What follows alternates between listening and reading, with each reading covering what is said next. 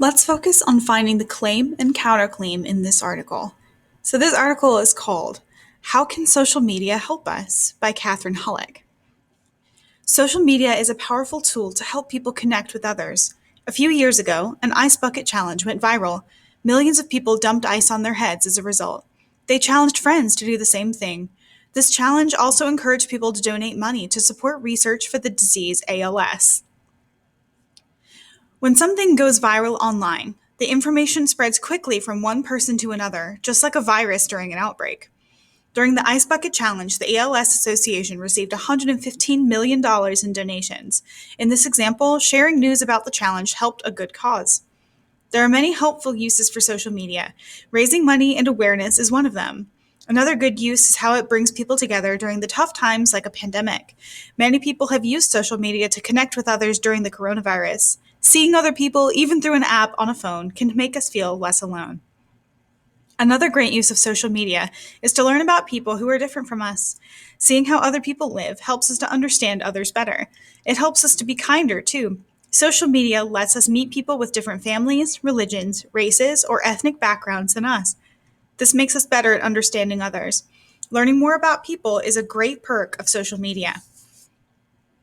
Some people argue that there are too many negative things on social media.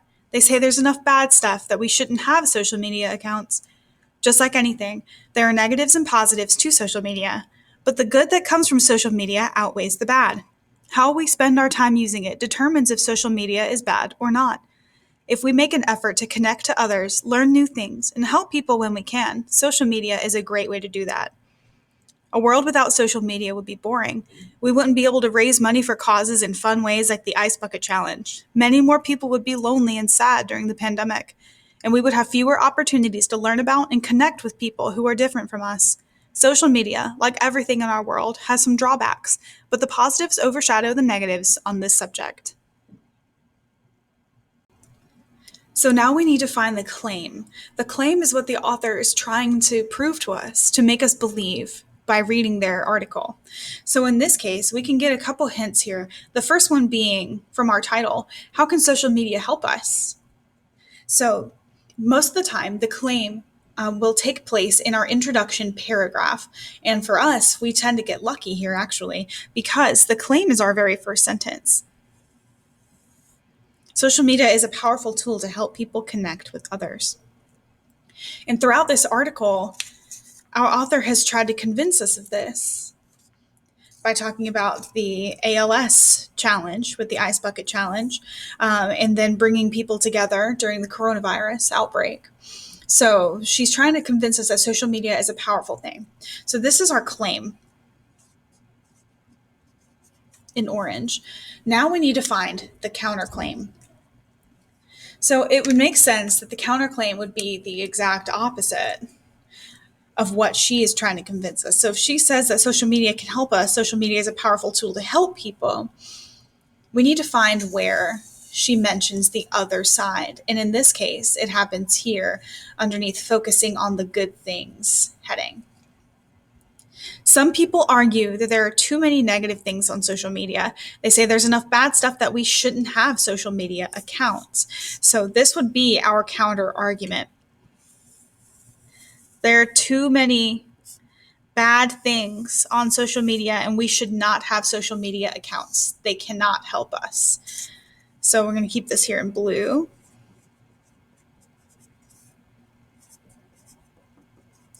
Sometimes you'll hear this called as a counter argument or counterclaim. They are both synonymous. They mean the same thing. And then we have her rebuttal, which is when she addresses the counter argument and tells us, okay, I see your side and I agree, making a concession here. It's like, just like anything, there are negatives and positives here to social media, but the good that comes from this outweighs the bad. So this whole section here is her rebuttal. This is where she acknowledges the argument made against her and saying, hey, there are negatives to this, but this is the rebuttal. The good outweighs the bad. Now we can try this with our own arguments. So you'll see here on this side, we have counter argument, which is a sword, and then over here on the right side, we have refute, which is a shield. So on this side, you're going to think and try to anticipate what could someone who disagrees with you say about your argument and what reasoning could they have. So we're going to run with the counter argument that was in How Can Social Media Help Us? And I'm going to use my evil forbidden red pen for this. So if we were disagreeing with Ms. Hutlick and we think that social media is bad, what reasoning could I have for this? I could say cyberbullying is a reason. It's like cyberbullying takes place because of social media or takes place in social media.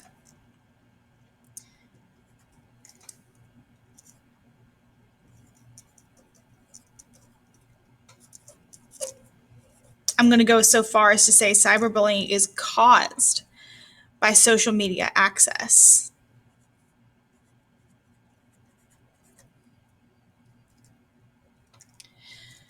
I could link that to teens feel insecure because of photo edited pictures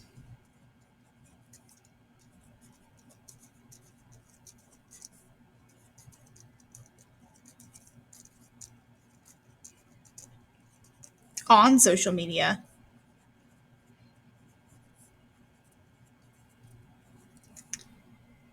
I could claim that people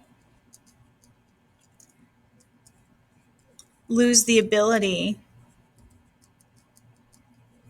to sense tone.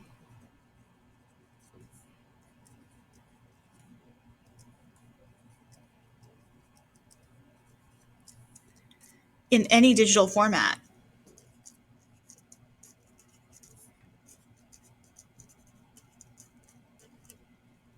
So those could be three things that I could say if I were to form a counter argument against her claim here that social media is a powerful tool to help people. I could say that cyberbullying doesn't help anybody. It's caused by social media access. I could say teens' insecurity because of photoshopped and edited pictures because of social media does not help people connect with others. And I could say people lose the ability to sense tone in writing in digital formats because they don't have people's facial expressions to read and they don't have somebody's voice to actually speak to them and they can determine tone and meaning. So those could be three things. Now we're going to go to the other side and we're going to try to defend this argument against these. And we're going to defend ourselves using our green pen here. So we'll start here. How can I respond to these claims to prove them wrong? And then here, when I'm talking about what evidence do I have to defend my claims, this is where I would need to rely on my sources to give me the strength to be able to combat these. So the first one I want to address is that cyberbullying is caused by social media access. Now, I need to make a concession for this because I know, looking in my research, that this is true. So this is where I need to make a concession and say, although cyberbullying is caused by social media access, good things come from social media as well.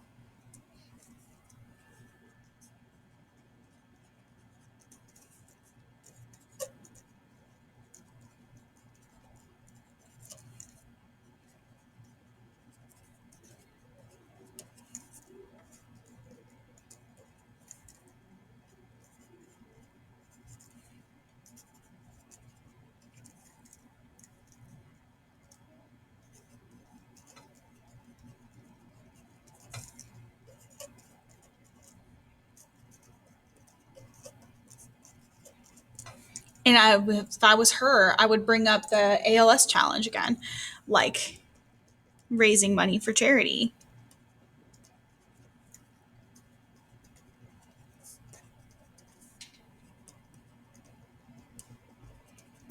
Okay, now this one about teens feeling insecure about photoshopped and edited pictures. I would need to go into my sources and see what kind of evidence that I could find to defend against this. And people losing the ability to read tone and sense tone in digital formats. So this is how I would fill my shield here to refute these counterclaims. This is where you get the chance to prove them wrong.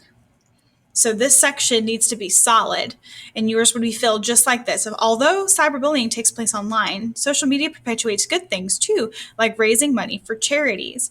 This is where you need to make sure that we are using what we have learned and we are giving concessions to help strengthen our argument.